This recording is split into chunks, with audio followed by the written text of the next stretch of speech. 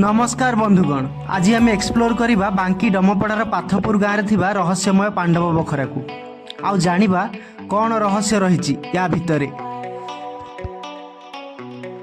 पहाड़ ऊपर को जीवाकू आमको जंगलिया रास्ता दे 1 किलोमीटर पादरे चली जीवाकू हेला। किछि आश्चर्य को देखिबार आशारे आमे बढ़ुथिलु आगकू आउ आगकू। लोक कथा और किंवदंती अनुसार जेतेबेले पांडव माने अज्ञातवास विभिन्न स्थान में बुलुथिले एही स्थान को आसी किछि दिन रहणी करथिले।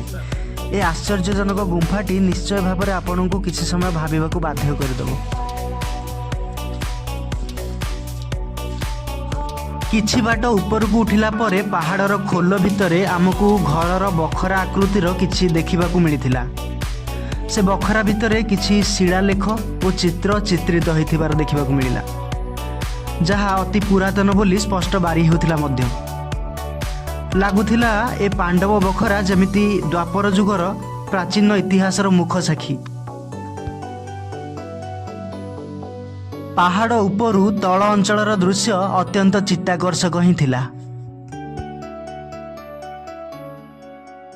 महानदी निकटरे कहीं केते वर्ष पूर्वे सभ्यता थिला बोली सबु प्रकार प्रमाण आमको मिलिथिला।